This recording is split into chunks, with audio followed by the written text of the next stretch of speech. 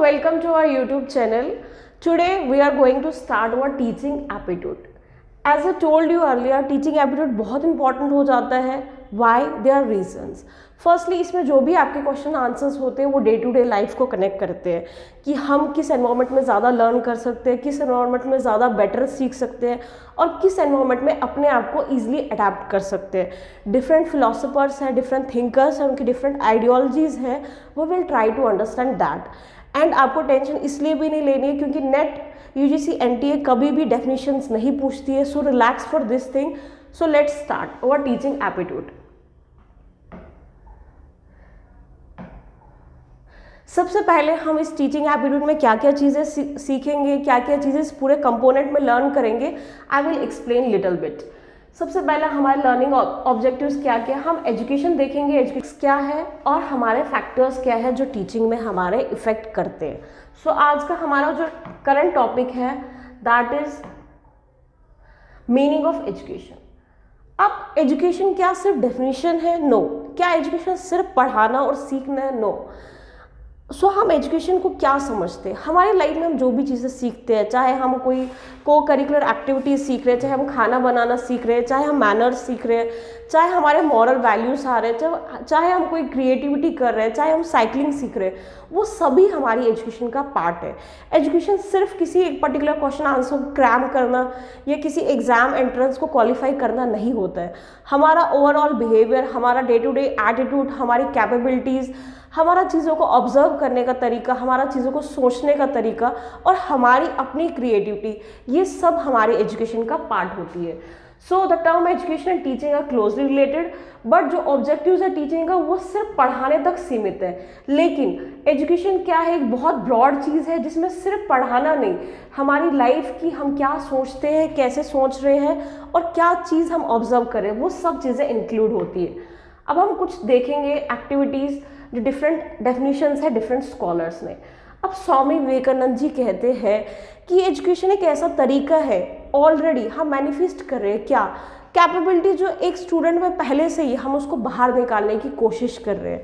इसका मतलब एक स्टूडेंट में सब कुछ पहले से ही है, हमें जस्ट उसको एक डायरेक्शन देनी है, एक फील्ड देना है और उसे एक तरीका समझाना है कि भाई आप अपनी एजुकेशन को कैसे यूज़ कर सकते हो. देन एरिस्टोटल कहते हैं कि हमारा जो एजुकेशन है दैट इज साउंड माइंड का क्रिएशन करना है साउंड बॉडी में. आप फिजिकली कितना फिट हो, आप मेंटली कितना रिटेन कर पा रहे हो, चीज़ों को कितना ऑब्जर्व कर पा रहे हो, एनालाइज कितना कर पा रहे हो. हेनरिच कहते हैं कि एक नेचुरल हार्मोनियस डेवलपमेंट है. अब देखो एजुकेशन एक नेचुरल सिस्टम है, आप इसको इम्पोज नहीं कर सकते हो. बच्चे को आप एक बार या 10 बार पीट के मार के बोल सकते हो कि इस चीज़ को पढ़ो, बट जब तक उसकी इनर अपनी कैपेबिलिटीज़ नहीं होगी या इनर अपना इंटरेस्ट नहीं होगा उस चीज़ को पढ़ने का, तब तक वो चीज़ें कभी भी उसको समझ नहीं आएगी. आपने बहुत बार ऑब्जर्व किया होगा जो छोटे बच्चे हैं वो खेलते खेलते बहुत चीज़ें समझ जाते हैं और सीख जाते हैं. अगर हम उसको प्ले वे मैथड से, जैसे आजकल का ट्रेंड है प्ले वे स्कूल हो रहे हैं, ऑनलाइन भी बहुत सारे से प्ले वे मेथड्स होते हैं बच्चों को पॉइंट्स या राइम्स सिखाने के. क्यों? क्योंकि उनको वहाँ पे लगता है कि उनके पास आउटर बर्डन नहीं है, कोई स्ट्रिक्ट रूल नहीं है, उनको अपने फ्लो में अपने मज़े मज़े में सीखना है. So that is the point. Then हमारे स्वामी विवेकानंद जी की भी एक डेफिनेशन है, पढ़ सकते हो, but you need to remember कि एग्जाम में डेफिनेशन कोई भी नहीं आती है, आइडियोलॉजीज आती है, डेफिनेशन आपसे डायरेक्टली कोई नहीं पूछी जाती है. जॉन डेवे कहते हैं कि एजुकेशन एक पावर है जहाँ से हम क्या कर सकते हैं, एक इंसान के एनवायरनमेंट को और उसके पॉसिबिलिटीज़ को. आप समझो कि 2 स्टूडेंट्स हैं, एक को बहुत अच्छी एजुकेशन मिली है और दूसरे को नहीं मिली है. ऑब्वियस सी बात है जिसको बहुत अच्छी एजुकेशन मिली है वो लाइफ में बेटर चांसेस है, वो अपना कैरियर अच्छा चूज़ कर सकता है, अपनी लाइफ को अच्छे से बिता सकता है. लेकिन जिस बेचारे के पास एक अच्छी एजुकेशन नहीं थी वो लाइफ में दूसरों पर डिपेंड हो जाएगा, कहीं ना कहीं उनके थॉट्स का क्या हो जाएगा, स्लेव हो जाएगा.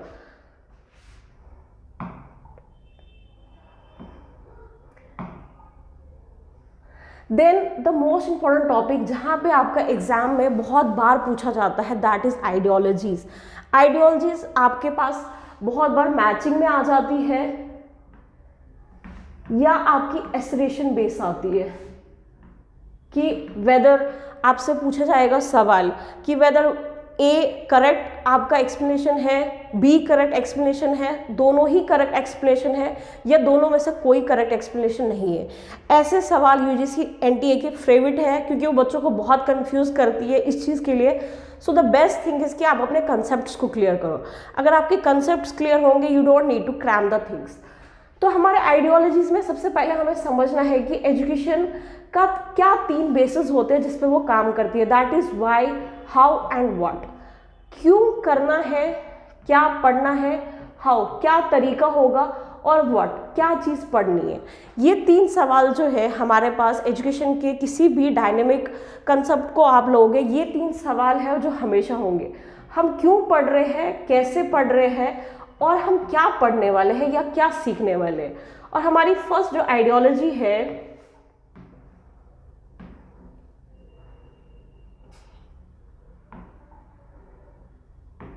हमारी फर्स्ट आइडियोलॉजी है दैट इज आइडियलिज्म। आइडियलिज्म के जो की थिंकर्स है दैट इज लाइक आपके एंशिएंट ग्रीक थिंकर्स या प्लाटो को हम मानते हैं कि आइडियलिज्म स्टार्ट होता है उनसे। आइडियलिज्म आप बेसिकली मानते किस चीज़ में है, वो मानते हैं माइंड और सेल्फ एक रियलिटी है, और जो भी चीज़ें हैं वो सब क्या है, नॉलेज है, स्प्रेड है और माइंड में है। उस चीज़ को आप चेंज नहीं कर सकते, वो पहले से ही है, आप उसको कभी भी बदल नहीं सकते। वो एक ऐसी सच्चाई है जो पहले से थी और अभी भी है और आगे भी रहेगी। और इसके की थिंकर्स आपके प्लेटो आ जाते हैं। प्रैग्मेटिज्म वाले लोग ये मानते हैं प्रैक्टिकल चीज़ों पे, प्रैक्टिकल रियलिटीज़ पे मानते हैं। ये मानते हैं जिस चीज़ की प्रैक्टिकल वैल्यू है, जो चीज़ पॉसिबल है, जिस चीज़ का हम क्या कर सकते हैं, यूटिलिटी, क्या ये चीज़ें फ़ायदेमंद है। मैंगो खाने से आपको मीठा और उसको बेनिफिट्स मिल रहे हैं कि नहीं मिल रहे। अगर बेनिफिट्स मिल रहे हैं तो वो रियल है, अगर बेनिफिट्स नहीं मिल रहे वो रियल नहीं है। यूटिलिटी, उसका क्या फ़ायदा है, आपको इन क्लासेस से फ़ायदा हो रहा है तो इट मीन्स ये आपके लिए यूटिलिटी है, अगर नहीं फ़ायदा हो रहा है इट मीन्स आपकी यूटिलिटी नहीं है। कंस्ट्रक्टिविज्म, अब यहाँ पे जो आपके की थिंकर्स और पूछे भी जाते हैं दैट इज आपके gene Piaget and JS. Burner. ये मानते हैं कि नॉलेज हमेशा एक दिन में कंस्ट्रक्ट नहीं होती है। हमेशा जब आप कोई चीज़ सीखते हो, सपोज आपने ABCD सीखा था तभी जाके आप अल्फ़ाबेट्स बनाते हो, एप्पल, बॉयज़, कैट, डॉग। अगर आपने ABC ही नहीं सीखा तो अल्फ़ाबेट कैसे बनाओगे। ये मानते हैं कि जो आपकी प्रीवियस नॉलेज होती है वही एक बेस बनती है, एक सपोर्ट बनती है आपकी न्यू नॉलेज का। सो ये मानते हैं प्रीवियस नॉलेज को ये क्या करते हैं, इंपॉर्टेंस देते हैं। ह्यूमनिज्म वाले जो ये लोग हैं ये क्या करते हैं, इनका कोर टॉपिक, इनका core importance humanity, human grounds, उसका नेचर, उसके इंडिविजुअल डिफरेंसेस, उसकी क्रिएटिविटी, सब चीज़ों का मेन जो रहता है फोकस दैट इज ह्यूमन। कोई भी इंसान, ये इंडिविजुअल राइट्स के बारे में बात करेंगे, इंडिविजुअलिटी के बारे में बात करेंगे। Then the other one is rationalism, ये रैशनैलिटी पे बात करेंगे। ये 2 + 2 4 मानेंगे, 5 + 5 10 मानेंगे। जो चीज़ कैलकुलेटेड है, जिसका इम्परियलिस्टिकली कोई सेंस है। इम्परियलिस्टिक का मतलब क्या होता है, आई विल एक्सप्लेन। इम्परियलिज्म का मतलब होता है जहाँ पे आपकी सेंसेस इन्वॉल्व होती है, जो आप चीज़ देख सकते हो, ऑब्जर्व कर सकते हो, महसूस कर सकते हो या उसको टच कर सकते हो। जो चीज़ें हम सिर्फ मानते हैं, जो हमारे पास एब्स्ट्रैक्ट होती है, उनके लिए इनके पास कोई वैल्यू नहीं है। जो चीज़ हमको दिख रही है ये उसी चीज़ को मानते हैं। और आपके पास जो एक्सटर्नलिज्म है ये मानते हैं फ्रीडम एंड चॉइस, कि एक इंसान के पास क्या होनी चाहिए, फ्रीडम एंड चॉइस। आपकी क्रिएटिविटी क्या है, बेशक आपका साइंस बैकग्राउंड था लेकिन आपको बनना टीचर है, सो ये आपकी अपनी इनर कैपेबिलिटी है या इनर चॉइस है। तो इनका मेन फोकस रहता है फ्रीडम एंड चॉइस पे। देन बिहेवियरिज्म, इसमें आपने बहुत इंपॉर्टेंट एक थिंकर सुने होंगे दैट इज आपका थॉर्कडाइन। और लर्निंग बाय डूइंग, जो आपका लॉ ऑफ एक्सरसाइज और लॉ ऑफ इफेक्ट, ये मानते हैं कि practice makes a man perfect वाली एग्जाम्पल करेक्ट है। जिस चीज़ को आप जितना ज़्यादा करते हो उससे क्या होता है, इनकी थ्योरी को ट्रायल एंड एरर थ्योरी भी माना जाता है। आप जितनी बार चीज़ों को प्रैक्टिस करोगे, जो आपके एरर्स होते हैं वो क्या होंगे, डिक्रीज होंगे और आपके इम्प्रूव करने के चांसेस बढ़ जाएंगे। जेस्टल थ्योरी मानते हैं कि जो आपका होल है that is greater than the sum of its parts. आप जब भी किसी इंसान को देखते हो, आप मुझे देख रहे हो, प्रिसीव करो एक पूरे इंसान की तरफ। बाद में आप शायद मेरे बालों का कलर, आईज का कलर, फेस का कलर, ये सब चीज़ें ऑब्जर्व करोगे, लेकिन आप पहले हमेशा एक इंसान को एज अ होल देखोगे। तो ये किस में मानते हैं कि whole is greater than the sum of its parts. और आपका जो एंड है दैट इज इलिस्टिक फिलॉसफी। ये सब सोर्सेज में जो बेस्ट है, जो भी चीज़ें हर किसी में बेस्ट है, उन सबको सम कर दो, ऐड कर दो, तो वो आपकी एलिस्टिक थ्योरी है। नेचुरलिज्म, ये लोग कहते हैं कि नेचर ही सबसे बड़ा टीचर है। एक स्टूडेंट को, एक लर्नर को, एक चाइल्ड को आप नेचर में छोड़ दो। ऋषियों की आपने एग्जाम्पल इसमें देखी होगी, सुनी होगी। आप एक बच्चे को नेचर के अंदर छोड़ दो और नेचर ही उसको खुद सिखाएगी। इसकी एक एग्जाम्पल बताती हूँ। बहुत बार हम छोटे बच्चों को बोलते हैं कि आप किसी भी बर्निंग चीज़ को हाथ मत लगाओ, आपका हाथ जल जाएगा। लेकिन ऋषि मानते हैं कि एक बार उसका हाथ जलने दो, एक बार जब उसको लगेगा कि ये जलता है, इसका मतलब नेक्स्ट टाइम वो ट्राई ही नहीं करेगा उस चीज़ को छूने की। तो आप उसको रियलिटी में नेचर के साथ इन्वॉल्व करो और नेचर उसको सब कुछ सिखा देगा। इसके इंपॉर्टेंट फिलोसोफर हमारे हैं रूसो।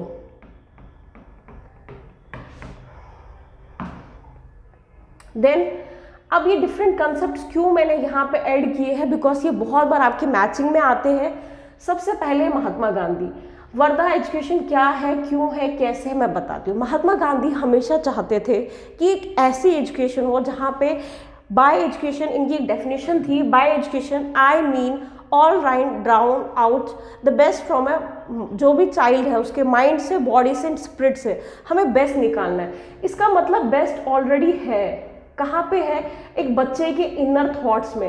एक बच्चा पहले से ही कैपेबल है, बट हमें क्या करना है, उसका बेस्ट बाहर निकालना है, उसके बेस्ट को बाहर लेके आना है। और प्लस वोकेशनल, बिकॉज इंडिया जैसी कंट्री में हमें पता है कि हमारे पास इतनी सारी फिनेंशियल रिसोर्सेज नहीं होती है। तो जब वो सीख रहा है, उसको लर्निंग के टाइम पे ही अर्निंग करना भी स्टार्ट करवाना है, ताकि जब भी वो अपनी एजुकेशन कंप्लीट करे, साथ साथ वो अपने आप के लिए एक कैपेबल इंसान भी बन पाए। देन रविंद्रनाथ टैगोर, ये learning to place in nature and from nature. ये मानते थे लर्निंग जब भी हमको सीखते हैं वो नेचर से ही सीखते हैं और नेचर में ही सीखनी चाहिए। श्री अरविंदो, ये इंटीग्रल एजुकेशन, ये स्पिरिचुअलिटी की तरफ बहुत फोकस देते हैं। इनका मानना है कि हमें स्पिरिचुअल गाइडेंस, मोरालिटी, एक स्टूडेंट्स को हमेशा से मॉरल वैल्यूज या मॉरल इथिक्स चीज़ें सिखानी चाहिए ताकि वो एक अच्छा इंसान बन पाए। और ये महात्मा गांधी की एक इम्पॉर्टेंट डेफिनेशन है कि अगर हम चाहते हैं कि हमारे वर्ल्ड में पीस हो या हमारी लाइफ में पीस हो, हमारी कंट्री में पीस हो और हमारी कंट्री अच्छे से ज़्यादा डेवलप कर पाए, तो हमें क्या करना है, एजुकेट करना है कॉमन मासेस को। So I hope you have able to understand these topics.